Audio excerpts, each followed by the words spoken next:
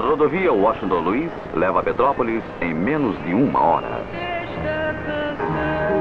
Para os que gostam de romantismo, existe a Estrada Velha da Serra da Estrela, antigo caminho do imperador.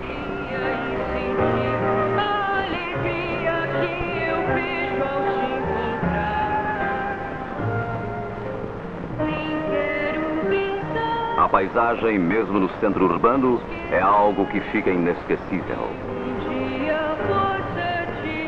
De todo o Brasil, de todas as Américas, de todo o mundo, chegam turistas para conhecer as belezas petropolitanas e desfrutar do seu clima incomparável.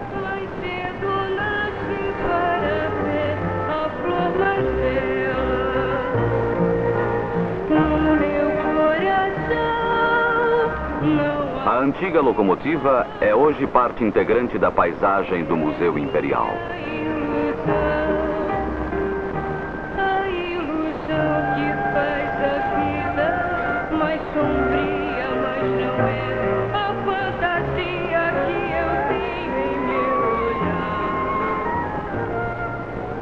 Os turistas encontram em Petrópolis motivos que os transportam à remota época da charrete, veículo utilizado para a condução e que hoje é atração nas ruas, parques e avenidas da encantadora cidade. As crianças têm também a sua parte na distração.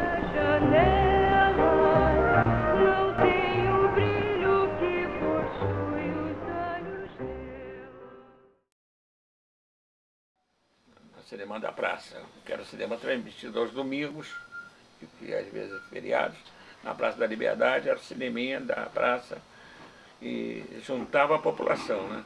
Cinema de graça,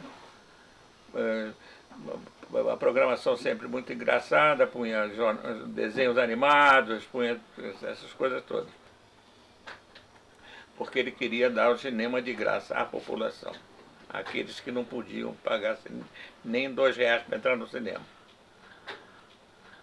Petrópolis é imperial, porque recebeu o título dado até pelo Figueiredo. Cidade imperial foi dado pelo Figueiredo, presidente. E antes da capital se mudar para Brasília, Petrópolis era a principal cidade do Brasil, né?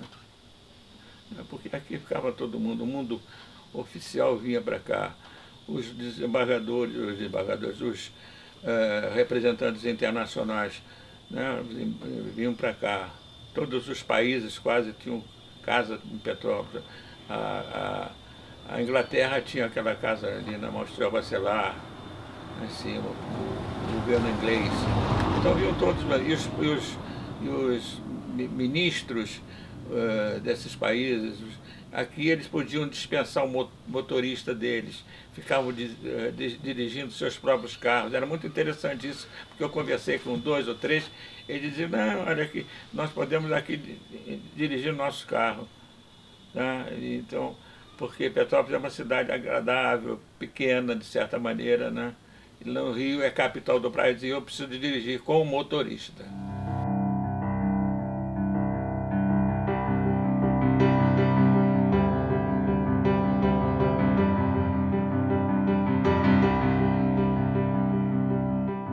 Eu acho que o Keller não podia nem imaginar que a cidade adquiriria a escala que adquiriu depois. Ele fez uma pequena cidade, quer dizer, de veraneio da família imperial. Ele fez alguns eixos viários muito bem. Ele não podia imaginar que a cidade de 20, de 30 ou 40 mil de habitantes, que talvez ele tenha imaginado que ela fosse ser, virasse uma cidade de 300 ou 400 mil. Então, o Keller merece aplausos e eventuais mazelas não são do Keller, certamente são de quem veio depois, levando em conta, para ser realista, que Petrópolis tem uma topografia danadinha. Quer dizer, ela é muito exprimida entre, quer dizer, montanhas e vales que não são tão extensos. Então, nessa época tenebrosa, quer dizer, que o automóvel virou o dono das cidades, quer dizer, ninguém podia imaginar isso há 150 anos atrás, e eu acho, quer dizer, que o drama, que não é de Petrópolis, de tudo que é lugar, é a palavra da moda agora de mobilidade urbana, de como fazer para organizar essas coisas todas. Realmente, a cidade de Petrópolis não é feita para cada pessoa ter um carro ou 2 carros, ou sei lá quantos carros,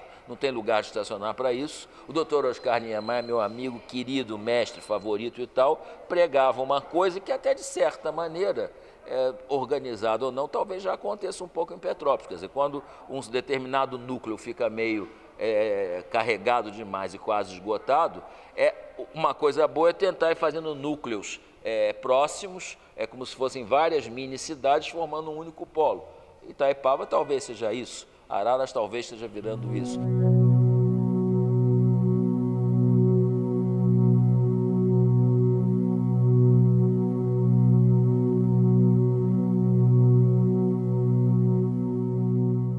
Eu tinha um contato com o mar e tudo, mas sempre pensando em serra. Eu gostava da serra. Esse calor do Rio afugenta a gente para cá, né? E eu continuo assim, e hoje mesmo, agora mesmo, na atualidade, eu ainda estou naquela dúvida, se fico no Rio ou se fico aqui. Mas eu gosto muito da Serra e gosto muito do Rio de Janeiro também, porque estou lá, não é brincadeira não, há uns 60 anos que eu estou no Rio. Então eu sou mais carioca do que paulista, porque na realidade eu nasci em Taubaté, São Paulo, né? Mas vim para cá com uns 23, 24 anos e fiquei.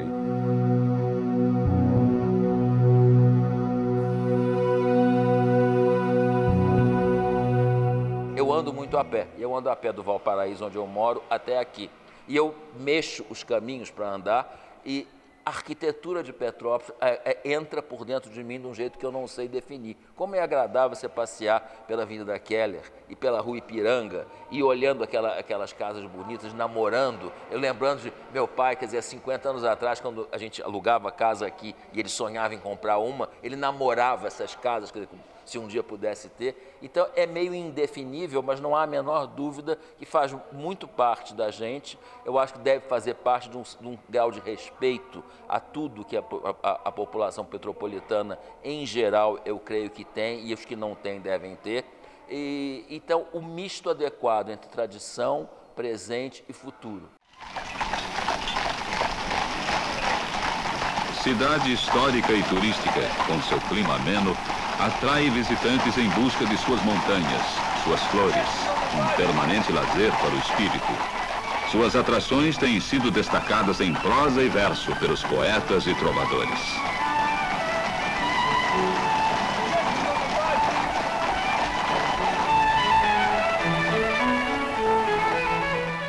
Agora recebeu uma correspondência do gabinete do presidente da República dizendo que se aproximava o sesquicentenário da independência do Brasil, aos 150 anos da independência do Brasil, e que o governo federal determinava, que era a Revolução, né? Determinava que todos os municípios brasileiros construíssem um marco comemorativo do sesquicentenário, um marco. O Caldara pegou aquilo e disse: Silvio, vem cá, resolve isso. Que marco que nós vamos fazer? Falei, então vamos fazer um relógio de flores assim, assim, assim. E fiz o relógio de flores e deu certo. Ficou lindo. E nós inauguramos o relógio de flores em 7 de abril de 72, com a presença do batalhão, para do governo. Esse relógio de flores agora é obra minha. Tem lá a placa que diz direitinho. Lá eu escrevi o quê? Aqui mãos de técnicos e operários se uniram para construir esse relógio de flores como símbolo do sesquicentenário da independência do Brasil. Está lá a placa. Eu acho que é um assunto bom esse, porque eu acho que um petropolitano não age em defesa do seu patrimônio, em sentido geral, né? Tem os grupos que estão ali até hoje, estão brigando por Petrópolis, se defendem, escrevem, publicam, tá? Mas tem muita coisa que deixou de ser registrada, de ser mantida, de ser preservada, né? E aqui está, onde eu estou, esse exemplo. Vocês estão fazendo isso que podiam ter deixado para lá, tá? Vocês querem preservar a imagem da cidade. Não é só do César, não. É a imagem da cidade que está gravada aí que vocês estão procurando ali por metro aqui dentro dessa garagem, que vocês transformaram isso num depósito valioso. Isso aqui é uma coisa valiosa, entendeu? Eu acho que o governo municipal, o governo estadual deveriam se interessar mais, entendeu? Então tem coisas assim em Petrópolis que é falta de amor à cidade, à tradição da cidade. Mas a gente tem que preservar a cidade, tem que preservar esse maravilhoso centro histórico que tem aqui. Agora, ela tem esse viés. Eu acho que ela pode ser uma cidade modelo de meio ambiente, e com isso ter as coisas agradáveis e importantes que o meio ambiente deve trazer. Talvez Dom Pedro II, que quis fazer uma cidade modelo, se ele ressuscitasse e nascesse agora, a cidade modelo não ia ser mais, digamos, a cidade dos teares, embora tenha que ser mantido. O mundo mudou tanto, quer dizer, é tecnológica, é meio ambiente e é arte e cultura. Arte e cultura são uma maravilha sempre. Arte e cultura, embora possa parecer bobagem, fazem a revolução e a recuperação de muitas cidades.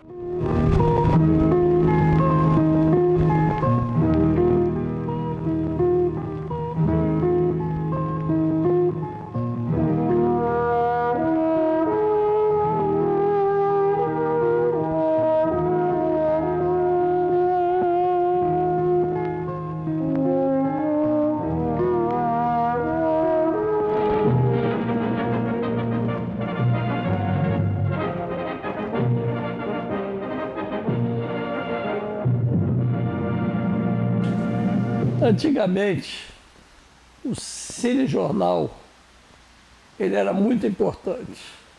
Você imagina um mundo sem televisão. A televisão é um produto que se torna popular depois da Segunda Guerra Mundial. O cinema existe desde 1895. Entre 1895 e 1945, tudo que você via no mundo de imagens e movimento era filmado.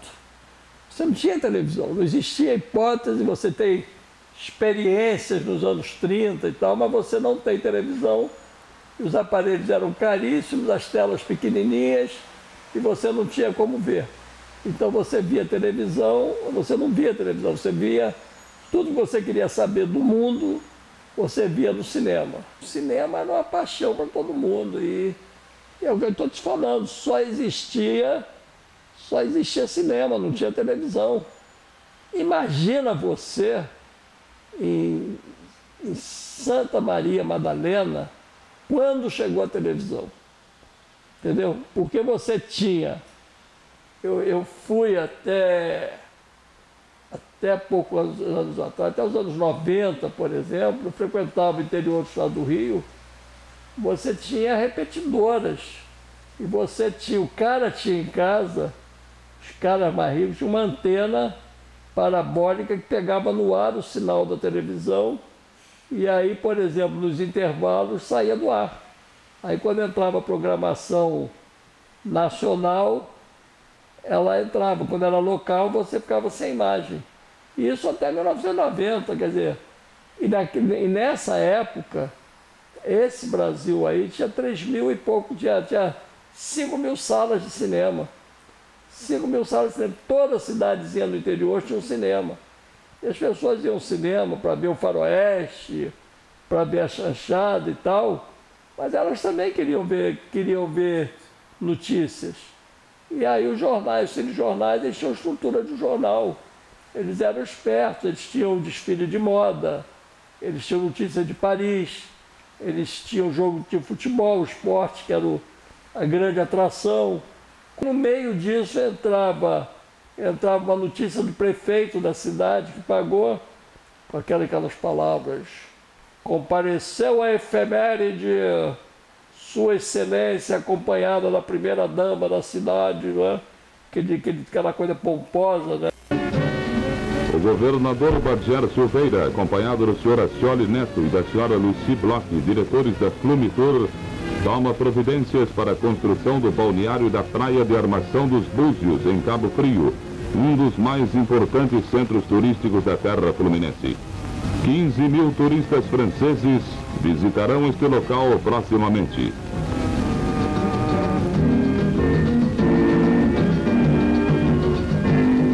Badger Silveira declarou que quando os turistas aqui chegarem, estarão concluídas as obras de ampliação de luz e força daquela região. Badger vai fazer do turismo uma realidade em seu estado, dotado de recantos que nada ficam a dever aos mais famosos do mundo. E o César Nunes era desses caras que fazia isso no estado do Rio. A base dele era Petrópolis, mas ele filmava muito em Engai, Niterói, filmava muito as cidades em torno e tal. E ele tinha esse material que era muito bom. Tinha material nacional também, que também pagavam. Também os caras queriam entrar no estado do Rio, né? Você falou aí que foi porque tinha o Lacerda. O Lacerda tinha a pretensão de ser presidente da República. Provavelmente o Lacerda dava uma grana para ele para aparecer nos telejornais, entendeu? Do estado do Rio, dentro da Estratégia Nacional de Comunicação. E não era muito caro, entendeu? Era muito mais barato você aparecer em todos os telejornais do país que o Minuto da Globo, entendeu? Então eles lavavam a égua, faziam isso. Lacerda realizava constantes comandos de inspeção. Ei-lo no Hospital Miguel você está trabalhando nisso, procurando o arquivo dele, você vai ver que ele noticiava tudo. De A e a B, não tinha essa história de fazer só. Evidentemente tinham candidatos políticos que poderiam ter pedido a ele um destaque disso ou aquele, e ele fazer, mas não de forma de enfrentando os outros candidatos, outra coisa não. Atingindo os outros não, entendeu? Ele fazia o noticiário. Noticiário não tinha preço, entendeu? A filmagem das corridas em Petrópolis, quem fazia era eu. Não tinha outra pessoa, que ninguém queria se meter ali naquele troço, que tinha medo mesmo. Até os fotógrafos tinham medo. Os jornalistas ficavam apavorados, eram aqueles carros antigos, JK, era Gordini, Dolfini, DKV, aquilo derrapava pelo lado, todos os lados. Um acidente que eu não morri de sorte, porque um carro, se não me engano, foi do Jiquica, a roda saiu, a sorte é que ela bateu no meio-fio, passou por cima da minha cabeça e quebrou ali na ponte os 3 balaústres que tinha de luz.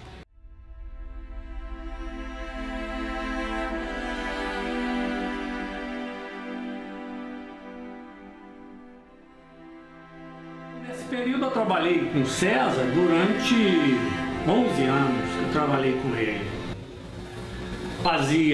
Eu filmava com ele, nós atravessávamos a barcaça de Niterói, ficava naquela fila de quase 2 horas de barcaça, vinha para o laboratório, revelava, e aí eu acompanhava, aí mandava para o Souza. O Souza montava o negativo e escrevia. Francisco Souza, que era na Álvaro Ramos, que era do lado da Líder. Ele fazia o texto e passava para... Quando já tinha a matéria de um jornal pronto, ligava para o Cid gravava aqui mesmo, que tinha um estúdio de som na própria Líder. Aí o Cid já vinha e gravava aqui, isso ficou durante muitos anos. E eu acompanhava tudo isso, ia no laboratório, então eu tinha todo o ciclo do jornal, que era de filmar, acompanhava Souza montando, o que eu precisava eu ajudava, que eu tinha que dar algumas informações, e nisso eu aprendi muito, porque com Souza montando, o Souza era um grande montador. Então aí foi que eu fui aprendendo também mais, porque o Souza me passava os detalhes que eu precisava. Eu fui me aperfeiçoando graças ao Souza também. Eu acompanhei a montagem, que eu acho que é muito importante isso. As pessoas começam a gravar hoje, sempre acompanhar hoje, no caso, a edição, né? Eu acompanhava a montagem do negativo. Ele montava muitas vezes, a maior parte das vezes, em negativo. Ele só ia para copião mesmo quando era documentário. A Álvaro Ramos era o reduto de cinema na época, no Rio de Janeiro, que nós tínhamos as pessoas que iam em bares, né, que era na Cinelândia, ali no beco ali, naquele beco da Cinelândia, nós tínhamos um grupo ali. Mas as produtoras e som também, as pessoas que faziam som, vieram para Álvaro Ramos. Por quê? Porque Álvaro Ramos tinha líder. Então Souza era, o Batalhinha era aqui, tinha outras produtoras que era aqui, tinha o Hélio Barroso, que era próximo aqui, na Cis Bueno. Então todos ficaram aqui pelo Botafogo, na Álvaro Ramos, por causa da líder. César Nunes montou um escritório também, que era próximo ao Souza, ali junto com o Souza, na Álvaro Ramos. Então levava o filme para revelar na líder e terminou 2, 3 horas depois, já pegava esse negativo e passava para o Souza, porque tinha que ser tudo muito rápido. Ele era um jornalista, ele ia mesmo, ele ajudou muito a Petrópolis, que ele divulgou Petrópolis para vários estados, porque essa matéria de Petrópolis que ia para Bahia, São Paulo, assim, para outros jornais e no Brasil todo, era César que fazia. César que fazia, ele pegava de outros estados, mas também passava dele, e ele sabia que isso ele estava levantando Petrópolis, mostrando um pouco Petrópolis, mostrando o estado do Rio, que também não era só Petrópolis, ele fazia também muita matéria sobre o estado, de outras cidades do estado do Rio.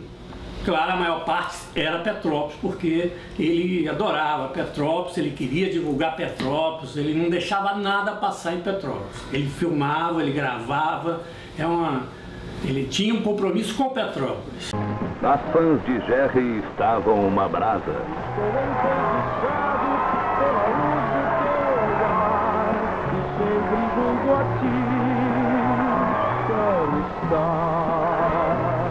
Muita gente quis prestigiar o aniversário. E aí eu acompanhei o governador Roberto Silveira, que vinha para Petrópolis. Ele morreu aqui, que bateu com o helicóptero na quina do palácio. Aí tem o jornalista hoje, eu não sei se ele ainda é vivo, ele se queimou todo e não morreu. E nós botamos o apelido dele de Churrasquinho. E ele ficou com esse apelido o resto da vida. Todo mundo só conhecia. Quer falar com o Antônio? Não, quem é? Não tem ninguém aqui, não tem, sim, é o Churrasquinho. Ah, o Churrasquinho nós sabemos quem é. Aí, isso foi, assim, nós viajamos o estado do Rio todo com o Roberto Silveira, quando ele foi candidato a governador.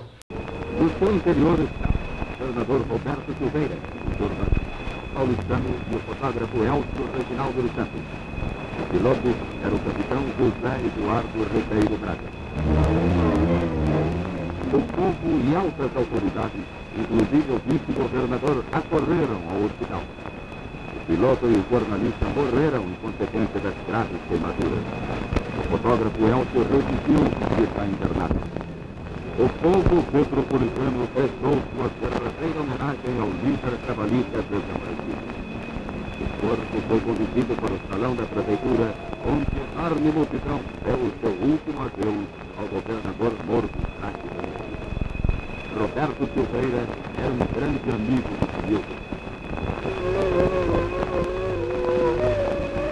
Esperando a líder revelar ou Souza fazer a parte de montagem de negativo, de texto, nós ficávamos na líder, que era o bar do Alemão ali, sentado ali. Então ali se reunia produtoras do Brasil todo, porque era o ponto ali, era um ponto de encontro das produtoras do Brasil. Inclusive nós, né, da Produções César Nunes, ficávamos ali, almoçávamos ali, tomávamos chopinho. Então ali tinha várias histórias, cada um contava a sua história do seu estado, né? O que tinha ali em volta era o seguinte, na verdade a líder fazia muito comercial, né? Então você tinha um bando de produtores ali absolutamente enlouquecidos, que depois passou para cá, para Vila Isabel, e todos eles tinham uma piada, né? Todos eles esperando o master, né? Porque os comerciais eram feitos a partir de master trucados, você tinha que fazer redução 16, e para você, aquilo era passado em televisão, num telecine mesmo, aquilo era projetado e aquilo, a televisão botava um filme passando no telecine no ar. Então as reduções em 16 eram assim um negócio disputadíssimo, procuradíssimo. Então você tinha ali um bando de produtores absolutamente enlouquecidos, sabendo que já tinha saído o master. O master é um interpositivo da partir dali que você vai fazer as trucagens e você vai gerar o teu internegativo para você fazer a cópia, né? Só que aí a piada era o seguinte, o Master saiu e não volta mais hoje, só volta amanhã, tal, essa coisa toda. Então tinha esse tipo de piada e isso aí enlouquecia os caras. Porque os caras eram agências, entendeu? Com os seus clientes, entendeu? Todos eles absolutamente enlouquecidos, entendeu? Porque tinham que veicular o comercial no dia seguinte a tantas horas, porque já tinha um espaço comprado na televisão. Então, na verdade, o que eu via muito era um bando de assistente de produção correndo ali e tal para ter esses seus materiais prontos, entendeu? Galileu, onde é que anda o Galileu? Não sabe. Peraí.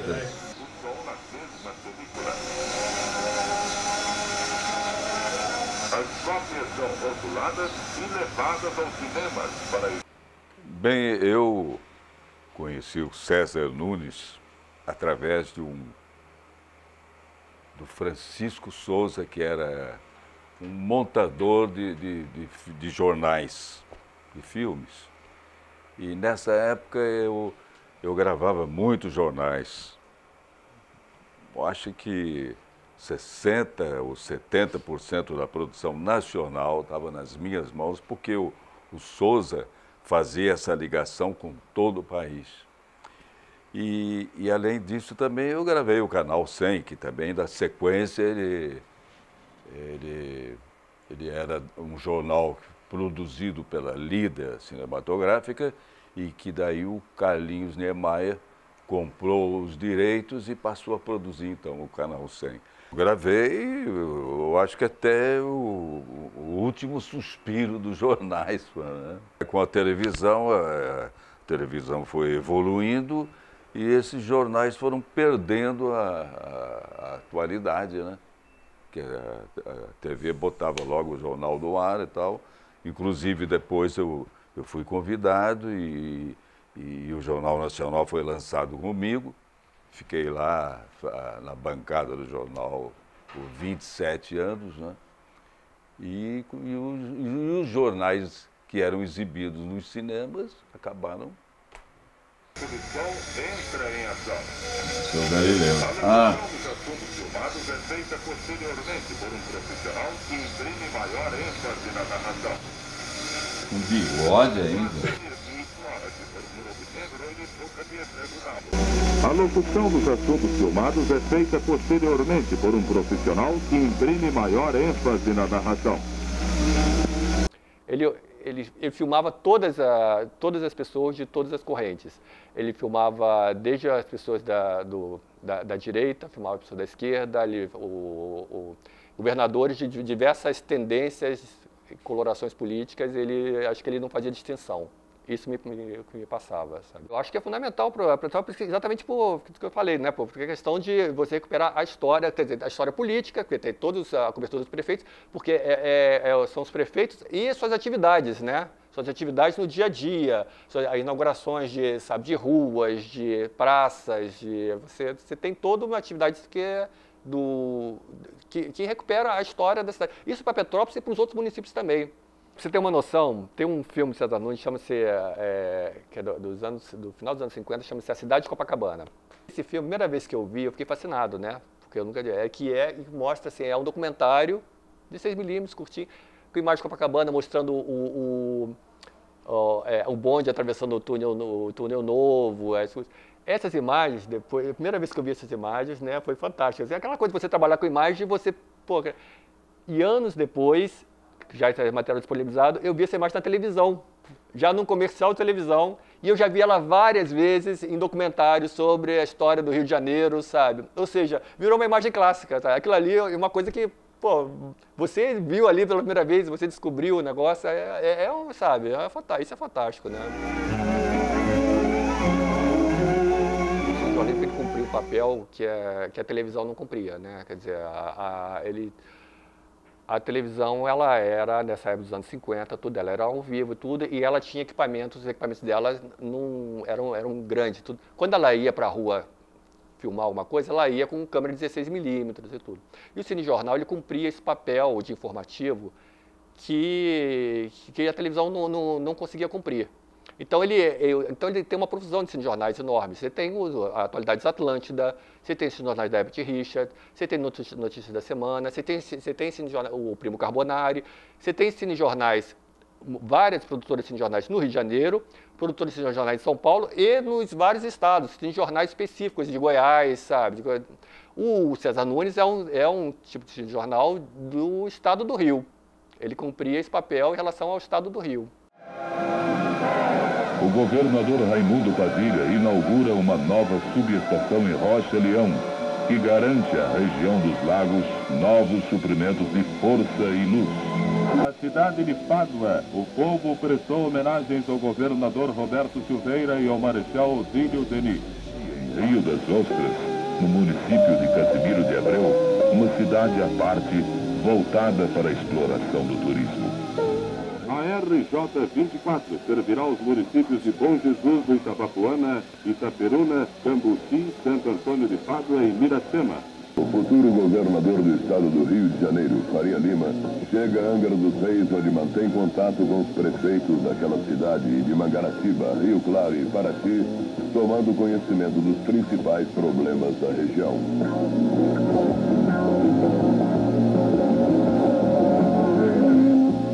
Após reunir-se com os prefeitos de Resende e de Barra Mansa, o governador Faria Lima, que se fazia acompanhar do comandante Baltazar e do deputado José Eduardo Faria Lima, dirigiu-se à Volta Redonda, onde foi recebido pelo prefeito da cidade do Aço, Nelson dos Santos Gonçalves, vice-prefeito João Augusto da Costa e o presidente da Câmara, Luiz da Fonseca Guimarães. Rio de Janeiro, um estado em dia com o futuro. E eu percebo no César Nunes, por exemplo, o final do César Nunes, já nos anos 80, né, uma mudança para o mercado publicitário. Quer dizer, começa a aparecer filmes publicitários, né?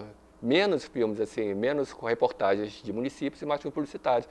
Até o comercial famoso do Gerson, do cigarro Vila Rica, aquele famoso,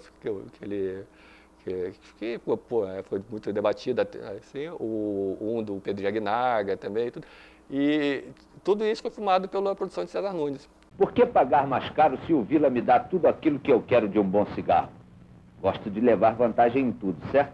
Leve vantagem você também. Leve Vila Rica. O novo chanceler é fino, muito fino, finíssimo, mas o sabor é uma surpresa. Pela primeira vez, um cigarro fino e bonito. Não é só fino e bonito. Satisfaz, tem sabor. Você sente quando fuma. Aí você diz, mas se chanceler é tão bom e tão fino, onde estão os carrões, aviões e iates de todo o comercial de cigarro? Aí eu respondo, que precisa? Chanceler, o único fino que satisfaz.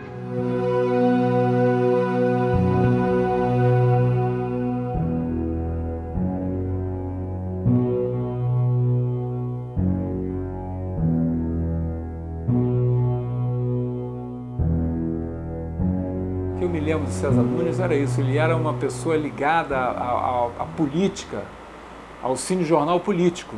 Eu me lembro que ele tinha muita ligação com os políticos, Getúlio Vargas, depois com Juscelino. Eu me lembro que a ligação, o nome César Nunes me fazia essa ligação com os políticos daquela época, nos anos 40, anos 50, é isso que eu me lembro.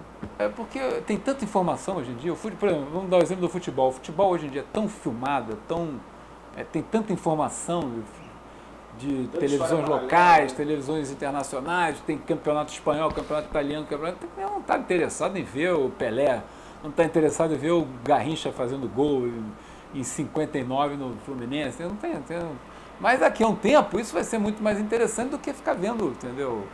Neymar, Messi, é uma coisa que o atual é sempre mais interessante, né? Mas acho que com o passar do tempo, esse acervo vai sendo uma coisa que o Maracanã, como era o Maracanã, nunca mais vai ser. Então, antigamente você tinha 220 mil pessoas no Maracanã toda semana, o Carlos ainda documentou isso, então tinha 200 mil pessoas fazendo um carnaval no Maracanã. Nunca mais vai ter isso, porque a FIFA chegou aqui e fez o Maracanã do jeito que a FIFA quer que faça. É outro futebol, não é o futebol que era. Não era aquela festa popular que costumava ser, é outra história, é o futebol da FIFA. Então, acho que isso que é interessante, é isso que o Canal 100, o acervo que hoje está guardado na Cinemateca, vai mostrar daqui a 100, 200 anos. Nós estamos vivendo um tempo onde o cinejornal não é para sentir saudade, não é para ele constitui, de fato, uma grande fonte de pesquisa histórica. O cinejornal, como o próprio documentário, ele nos oferece assim, a cara do tempo, né? A cara da época. Vendo o cinejornalismo do César Nunes, você observa, se for nos anos 50, o terno, a maneira como as pessoas se vestiam, o tipo de automóvel que está na rua. O Aissor César Nunes, que foi o criador de tudo isso na década de 20, ele nasceu em 40, você vê, com 20 e poucos anos de idade, ele já cria essa empresa. Não temos no Arquivo Nacional nenhum exemplar do cinejornal do período dos anos 40, mas nos anos 50 começa já a aparecer cenas de Getúlio, Amaral Peixoto e dali para frente. O forte do César Nunes, e isso só entrando, mergulhando nos cinejornais você pode observar com mais clareza, é a abordagem política. A impressão que eu tive é que tudo gravita, gira em torno de Getúlio Vargas e o PTB. Por quê? Bom, primeiro é preciso lembrar que Getúlio Vargas tinha em Petrópolis o seu espaço de despacho presidencial no Palácio dos Leões. Ele passava o verão lá, isso era uma tradição também da própria família imperial. E os filmes que o Arquivo Nacional tem do César Nunes começam em 1950, e o primeiro filme, o mais antigo filme que eu pude assistir, é uma festa de carnaval promovida pela Celina Vargas, que é a neta do Getúlio e que dirigiu o Arquivo Nacional. Ela era pequenininha, menininha, e aparece ali o Getúlio Vargas, a Alzira Vargas, a filha de Vargas, e o Amaral Peixoto, o pai da Celina e genro de Vargas. Depois disso, a gente pode observar que todas as figuras, as personalidades que giram em torno de Vargas ou do PTB, do velho PTB, são aparições frequentes nos anos seguintes, que é o Jango, que foi ministro do Trabalho de Vargas, Roberto Silveira, que foi prefeito de Niterói, que também era do PTB. Você observa a presença também, posteriormente, depois desse período do suicídio de Vargas e do golpe de 64, você vê que parte do velho PTB passa para o PMDB. Então você vê Moreira Franco, que se casou com Celina Vargas, Moreira Franco assumindo a prefeitura de Niterói pelo PMDB, e até chegar, depois de prefeito, ao governo do Estado do Rio de Janeiro, quando venceu Darcy Ribeiro em 1986. Isso tudo César Nunes registrou. Você vai encontrar depois até imagens que, se a gente contasse isso, ainda bem que existem as imagens do César Nunes, ninguém acreditaria, que é o Jânio Quadros tocando maraca em Cuba, recebido por Fidel Castro em 1960.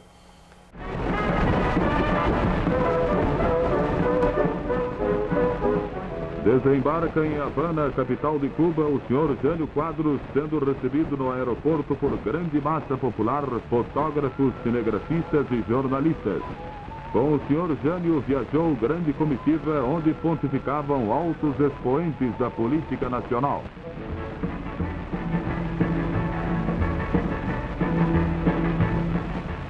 O deputado Jânio Quadros entrou de sola no ritmo cubano, marcando o compasso com segurança.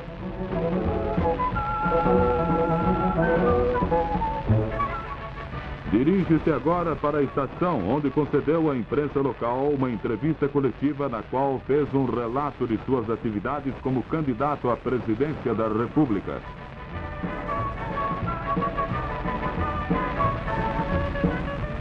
Sua filha, mais conhecida como Tutu, foi recepcionada por jovens da sociedade cubana que lhe ofertaram flores. Outra vez os rumbeiros fazendo sua propaganda e convidando para acompanhá-los uma alta personalidade brasileira que acaba entrando no brinquedo. Aí está, o senador Afonso Arinos.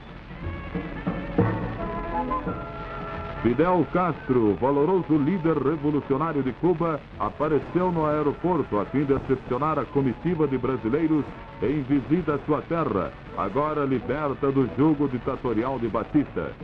Jânio e Fidel falaram às rádios de Cuba. Manteve ainda o líder cubano animado bate-papo com elementos da comitiva nacional. A confraternização foi das mais perfeitas. Olhado e admirado como um deus em Cuba, Fidel tem inspirado muita gente a fazer alguma coisa pelos desprotegidos. Pena que os outros fiquem apenas na inspiração. Foi um sucesso a visita do senhor Jânio Quadros à terra da rumba. Mas essa cena, a gente contava, ninguém acreditava, mostrava o filme e falava, puxa, é incrível.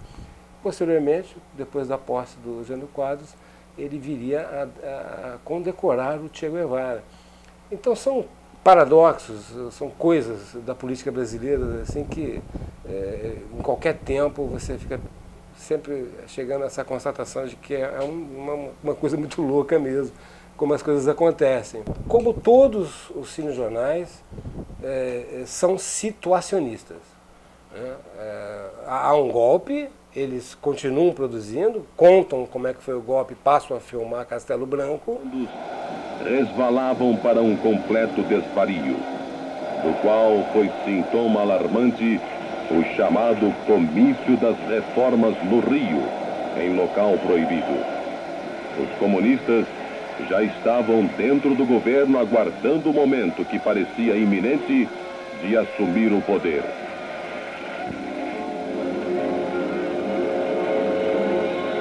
As Forças Armadas, por fim, resolveram dar um basta ao desgoverno federal.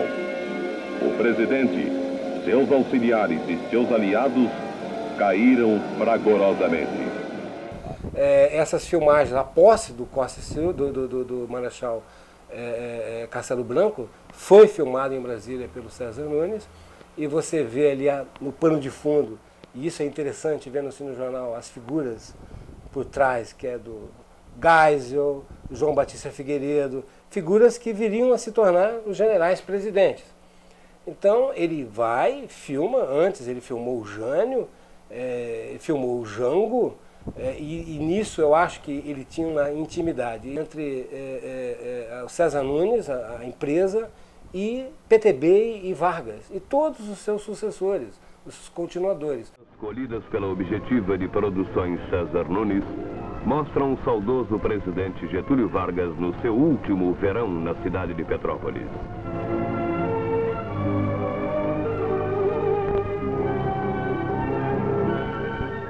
Em todos os verões, Vargas dirigia a nação do Palácio Rio Negro, em Petrópolis, a capital social e diplomática do Brasil. Todos os dias dava seus costumeiros passeios pela cidade.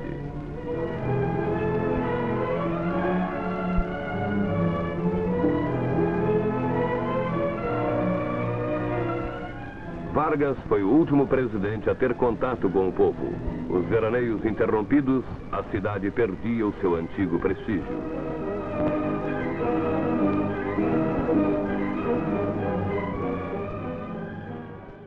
O filme que apresenta, que mostra o velório de Getúlio, é comovente. É como se o César Nunes estivesse realmente muito dolorido com a morte de Getúlio. A sua paixão política e talvez até o seu financiador. Né? Eu não quero entrar nessa definição, mas há ali uma grande dor, uma perda muito grande. Os homens fazem sua própria história, mas não a fazem como querem. Não a fazem sob circunstâncias de sua escolha, e sim sob aquelas com que se defrontam diretamente ligadas e transmitidas pelo passado. E as gerações do presente são os verdadeiros juízes do passado.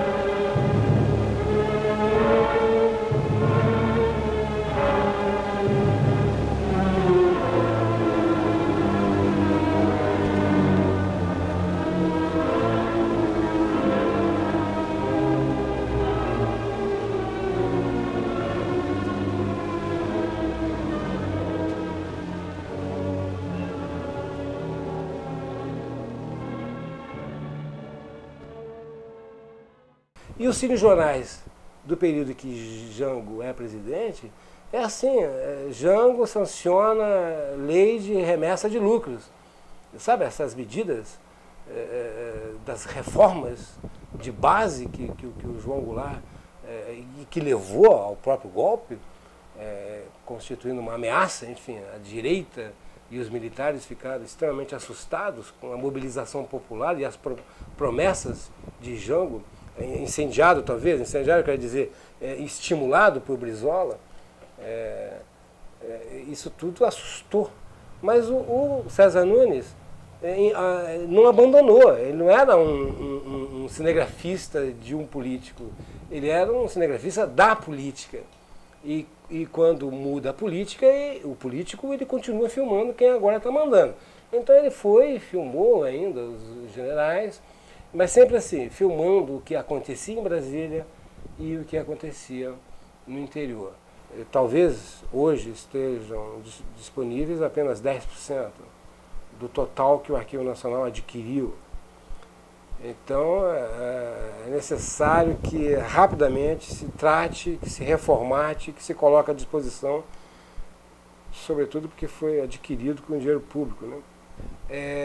E o filme de acetato, acetilcelulose, ele rapidamente também, dependendo das condições, ele entra num processo de decomposição e o cheiro do vinagre já começa a aparecer e com o tempo vai tendo um abaulamento enfim, você vai perdendo, se for colorido, vai perdendo as cores. A obsolescência do mundo digital é muito rápida, né? A Apple inaugura agora aqui no Brasil a sua grande novidade, daqui a algum tempo vem um outro, o cartão vai se tornando... Essa estrutura de jornalismo já está eliminando o apresentador, né? Você viu que o rapaz da Bandeirantes, do Santiago, que faleceu numa manifestação de maneira acidental, mas enfim, terrível, ele não tinha um apresentador ao lado, ele a câmera, depois ia para o estúdio e lá o âncora falaria por cima. Como um mapa, é como um quadro de Picasso. Você pode reproduzir, você pode digitalizar, escanear em altíssima resolução, é capaz de pegar a primeira e a última camada de Guernica, de Picasso, mas o original, assinado por ele, vai ser sempre o original. E é importantíssimo que você nunca perca essa chance de você ver o quadro que ele pintou, que ele moldurou, que enfim, é o traço dele. O filme também. A gente nunca vai poder perder assim, a possibilidade no futuro de alguém ter a experiência de entrar numa sala escura, apagar as luzes e assistir a um filme como se fazia no século XX. É uma experiência, sabe? É como no teatro, como você assiste uma ópera. Então, isso ninguém pode subtrair. Não adianta você reformatar e quem quiser ver um filme Cinemascope ou Technicolor na internet. Você não vai ter a grandeza, né? Como dizia o Godard. Você vê televisão, você vê as pessoas pequenininhas. Você vê o cinema, você vê as pessoas grandonas. Isso também causa uma diferença enorme na tua própria leitura, relação com a obra de arte. César Nunes é uma parte dos tesouros da humanidade no campo cinematográfico. Não adianta você proteger um documento a vida inteira se esse documento não tiver na memória de alguém, não for de conhecimento de alguém. Então, a importância da preservação tem um começo, tem um meio e tem um fim. O fim, sabe qual é? É o acesso. É dar acesso. É levar para a memória. Ou para o uso, não precisa ser na memória, para você produzir um trabalho, reutilizar. Entendeu? Então, o melhor lugar é a memória. Agora, para chegar na memória, tem outros lugares que você precisa guardar. Entendeu? Eu retorno à questão, quer dizer, os acervos têm uma importância crucial, alguns têm escala nacional, quer dizer, eu não sabia, aqui tem um acervo do Guerra Peixe, é um museu de escala nacional. O acervo de vocês, que eu vi um pedacinho aqui antes de começar a gravar, é um acervo nacional, de importância histórica nacional. E da mídia preciosa, que é a mídia da imagem, quer dizer, que é a mídia moderna, quer dizer, é o acervo que não se pode perder. Não é? Então, quer dizer, essas coisas no fundo viram, quer dizer, isso é arte e cultura, sim. Essas organizações de acervos, etc., quer dizer, uma das forças que tem que atuar, não só ela, mas até para endereçar recursos privados de maneira mais adequada, é a força do Estado. Como arte e cultura ainda não tem tanto ibope, ainda não tem tanta verba, se você olha as doações, as dotações de secretarias e ministérios são assim ridículas, eu acho, quer dizer, que a pessoa tem que perseverar, quer dizer, tem que falar, como dizia meu querido amigo Oscar, tem que protestar, tem que mostrar. Eu acho que ninguém em sã consciência quer perder acervos, ninguém quer perder a chance de Petrópolis ser uma cidade pioneira para arte, cultura, tecnologia e meio ambiente. Essa área de preservação de acervo audiovisual é uma coisa que ainda é difícil, as pessoas não entendem, entendeu? Isso, basta ver a situação das cinematecas, entendeu? Eu não preciso nem ir muito longe, é só entrar na internet e ver o que está acontecendo. Então, tá negócio, isso é absolutamente lamentável, né? E as cinematecas que deveriam, já que são órgãos públicos, né, tirando a do MAN, que é museu privado, mas de qualquer forma, a brasileira, por exemplo, ela é vítima de uma crise eterna, entendeu? E olha que ali você tem acervo, você tem prédio, você tem infraestrutura, você tem tudo. No entanto, agora está com um problema seríssimo. E eu não vou falar nem das outras, porque as outras, se essa daí está nessa situação, imagina as outras. Desde que eu entrei para esse negócio, todas essas instituições, entendeu, ficam passando pires para o governo, pedindo pelo amor de Deus, entendeu, para que sobre alguma coisa lá do festim diabólico lá do Estado brasileiro, lá em Brasília, e não sobra nada. E não tem nada. Eu mesmo já participei de reuniões a respeito de fazer uma cinemateca até aqui no Rio, tal, essa coisa toda. Isso não deu em nada. Isso foi uma perda de tempo total. Então, quer dizer, eu acho que o Estado brasileiro realmente, é claro que isso já foi dito por várias pessoas, muito mais abalizadas e muito mais, enfim, com muito mais conhecimento que eu, mas é outro negócio, não custa nada repetir, né? Porque o Estado brasileiro, pelo menos, presta atenção, né? Olha, tem lá uns caras lá, porque você só vai sobreviver a partir disso, que você tem uma dotação, sem que isso se transforme, evidentemente, em lei, isso não pode ser também acabado de uma hora para outra, e que mantenha e que faça com que essa instituição sobreviva. Porque senão vai ser isso aí, é crise atrás de crise e todo mundo, entendeu? É aquela história, né? Casa que não tem pão, né? Todo mundo grita e ninguém tem razão. Aí vai ficar exatamente nessa situação.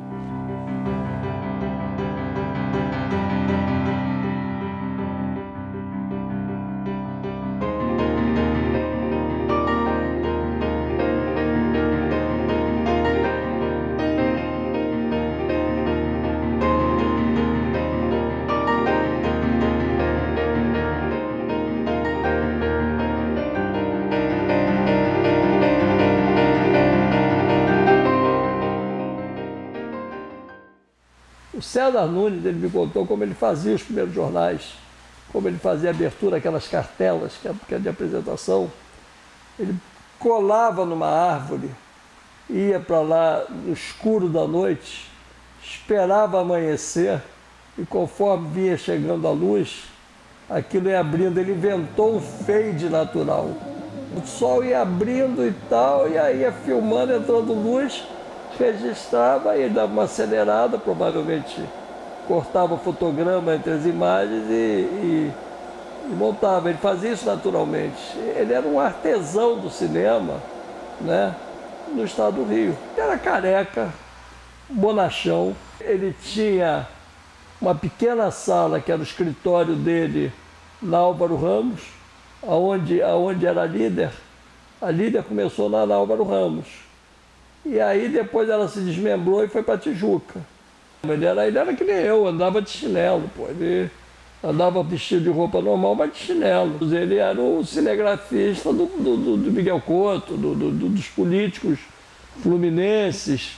Ele tinha um cinejornal, ele devia ser rei em Petrópolis. Ele devia ser rei em Petrópolis, né? Aqui no Rio, ele era mais modesto. Eu pisava em ovos, porque eu estava fazendo um filme contra a ditadura, em plena ditadura, em 1977, ainda em pleno AI-5. Eu conheci o César Nunes e eu estava fazendo um filme sobre o JK, que era o Proscrito. Então nós pisávamos em ovos E nós não tocávamos muito no assunto. Eu me lembro do César Nunes, um homem conservador. Agora, conservador de ideias. Eu não me lembro do César Nunes, um militante da ditadura. Ele nunca me fez perguntas desse tipo. Sabia que eu estava fazendo filme sobre Juscelino, vendeu as imagens, nunca me fez perguntas, nunca me falou coisas que eu me lembrasse. O único comentário político que eu me lembro que ele fez assim, que tem um pouco uma relação política com a coisa, foi sobre a morte do Roberto da Silveira. Quando ele me vendeu o material da Casa dos Carreteiros, que ele mandou botar fogo, que na verdade diz que aquele movimento do Conto dos Carreteiros foi insuflado pelo Roberto da Silveira, que era o governador do estado do Rio. Segundo o César Nunes, na época, o próprio Roberto da Silveira teria insuflado o movimento para estatizar o transporte Rio-Niterói das barcas. E aí, o Roberto da Silveira, você deve saber, ele morreu num acidente de helicóptero queimado. E o único comentário que ele fez, você vê, ele morreu no fogo. Ele pagou com fogo. Foi o único comentário político que nós fizemos o tempo todo que a gente conviveu. Entendeu? Meio assim como uma coisa assim, uma coincidência mais do que coincidência, entendeu? Um cara que teria mandado botar fogo morreu no fogo, mas foi o único. De debelarem o incêndio que lavrara. Apesar de todos os esforços, os soldados do fogo e a polícia não conseguiram reprimir a sanha dos populares, que crescia a cada momento, quebrando, incendiando, destruindo.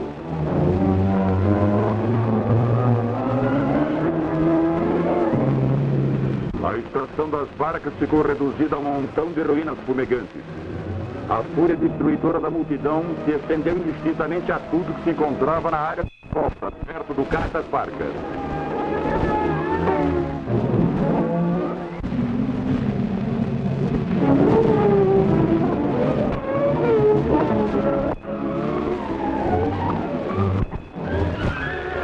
Os escritórios da Companhia do Grupo Carreteiro, com sede da Exploração de Transporte Rio-Niterói, foram invadidos e destruídos em sua totalidade.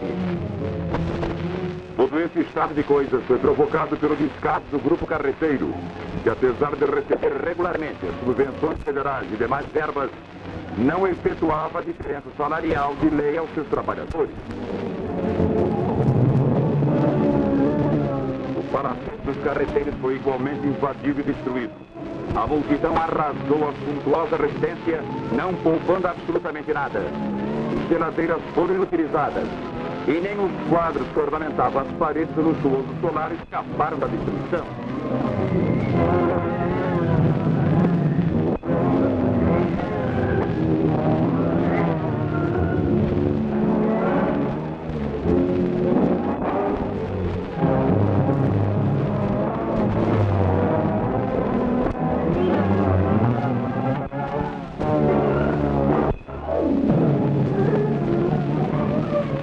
Chapéus e capas de peles esperavam com certeza um outro destino bem diferente.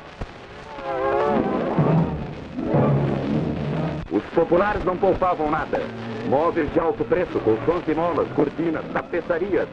Todo o luxo da residência foi arrasado sem contemplação. Nada foi poupado.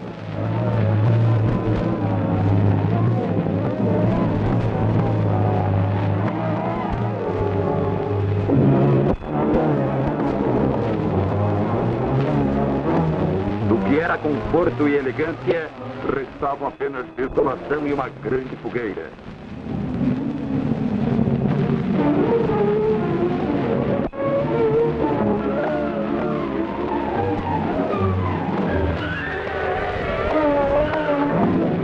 Nem mesmo a proximidade de um destacamento da cavalaria policial amedrontava os revoltosos. Indiferentes a tudo, armados de paus, pedras e machados, continuavam cegamente a obra de destruição.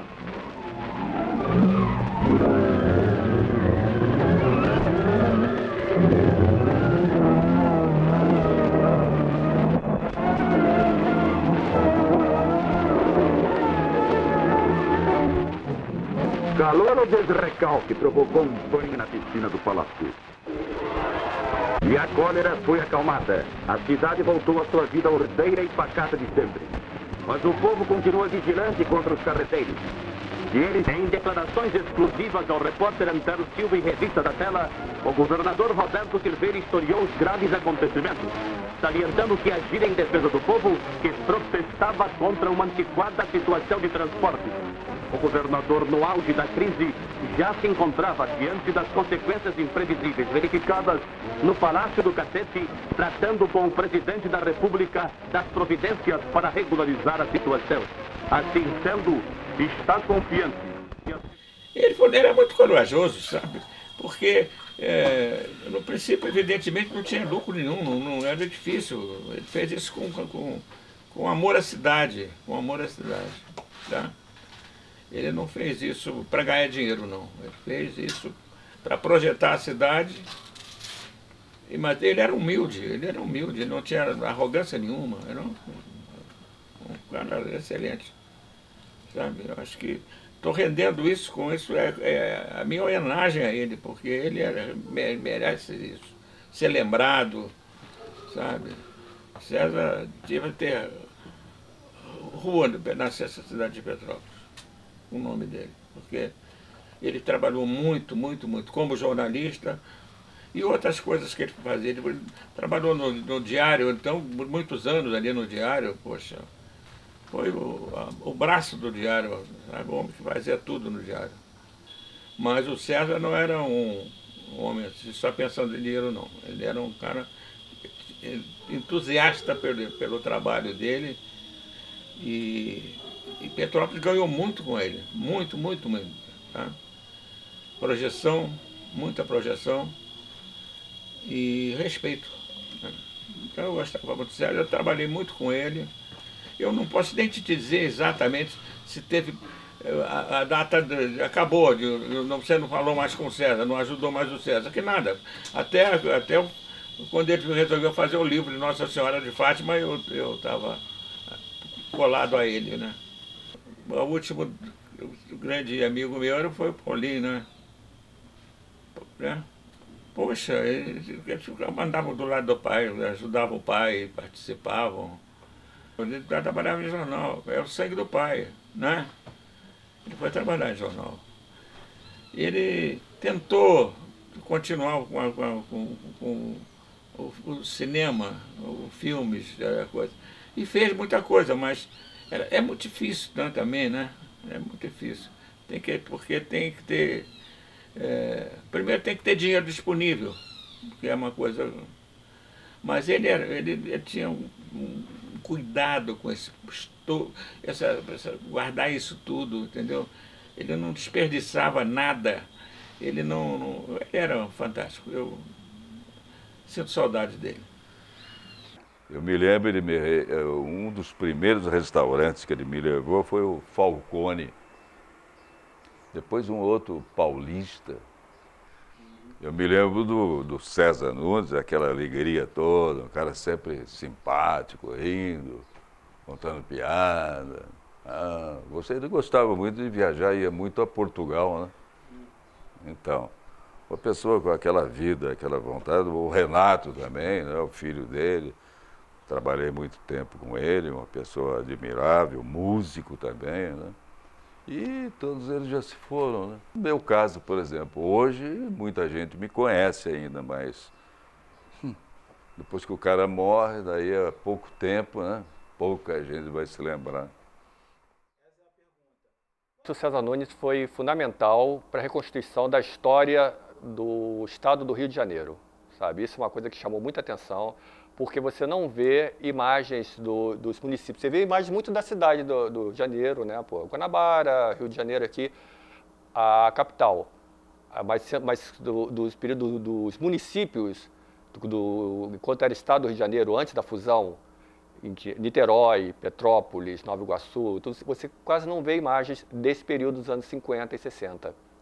Então eu acho que ele é fundamental na reconstituição da história política, da história social, da história urbana, das modificações urbanas que houveram nas cidades, Enfim, eu acho que isso tudo foi uma coisa que sempre me chamou a atenção, assim, que é a importância de recuperar a história dos municípios fluminenses.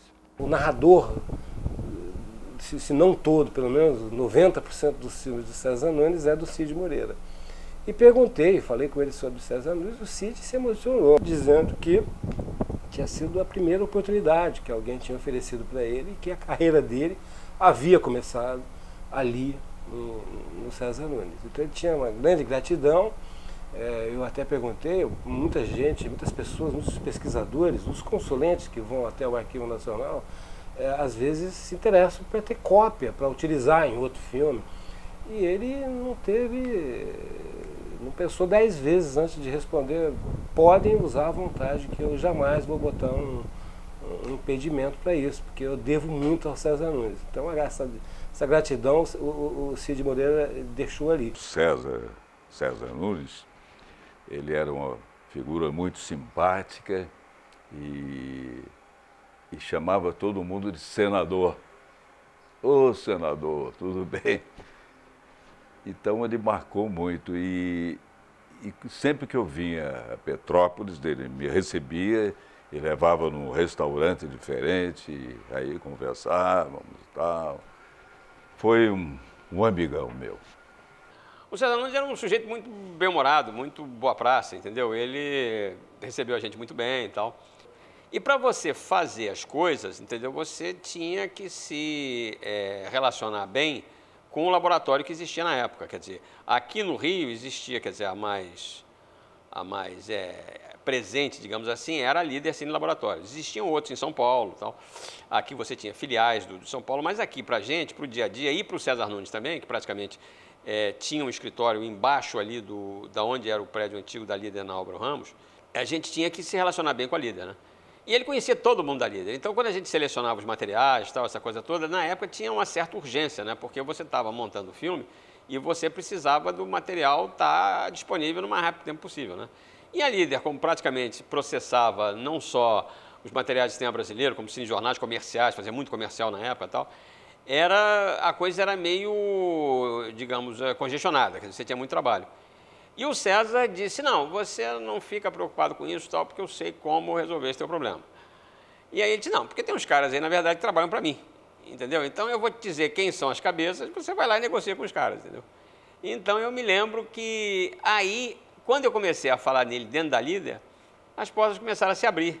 Porque ele me disse, você fala com fulano, fulano, fulano. Eu até me lembro o nome, era o Arídio, que era um copista.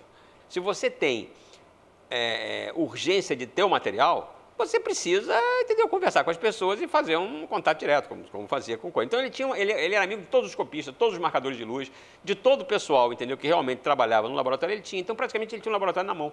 Isso para a gente foi ótimo, porque a coisa fluiu rapidamente, a gente teve os materiais todos que a gente quis na mão, graças ao César Nunes. O César Nunes era um cara muito esperto, muito inteligente, sabia fazer a coisa. Ele transitava em todas as áreas. Eu não sei de um inimigo do César Nunes. Então não era partido político que fazia com que ele fizesse o trabalho dele, nem nada. Ele fazia indistintamente para todas as pessoas. Ele colaborava com todas as pessoas, ele era querido por todas as pessoas. Ele era uma pessoa que se dava bem com todo mundo. E como eu te disse, eu não conheci na época ninguém que tivesse alguma queixa a fazer do César Nunes. Ele era uma pessoa que transitava bem com os políticos, não era só com os políticos da cidade, não. Ele transitava com o governador do estado, com o presidente da república, ele era uma pessoa afável, agradável no trato e de boa conversa, muito agradável, muito boa pessoa e que encantava com essa simplicidade dele. Olha, Petrópolis não costuma ser muito pródigo com os seus filhos, não. Ela se esquece muito rapidamente dos seus filhos. Então, nós temos grandes figuras de Petrópolis que apareceram por aqui e que não se falam, não se sabe quem é. As gerações hoje não conhecem as pessoas que construíram essa cidade. Hoje não se fala mais num Carneiro Malta que fez aqui a imprensa, que fez o jornal, fez a rádio. Não se fala mais do professor Carlos Werneck, não se fala mais do professor Pinto Ferreira, não se fala mais, enfim, daqueles que contribuíram para o desenvolvimento dessa cidade. E aqui esse acervo do César Nunes é um que ficou esquecido com uma possibilidade de se deteriorar completamente. Eu sei, porque na época o filho dele me procurou dizendo que tinha oferecido à prefeitura esse acervo, queria salvar esse acervo, mas salvar esse acervo não porque tivesse sido feito pelo pai dele, queria salvar esse acervo porque isso pertence à cidade, pertence a Petrópolis esse acervo, e não se esquece, se abandona isso completamente. A prefeitura já deveria ter assumido esse acervo, já deveria ter digitalizado esse acervo e colocado à disposição de todas as pessoas.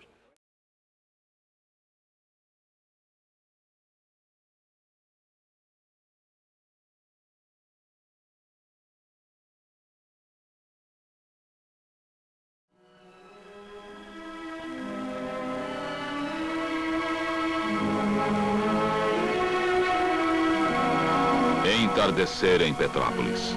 No ar, o perfume das flores da cidade histórica, turística, industrial e grande centro universitário do Brasil.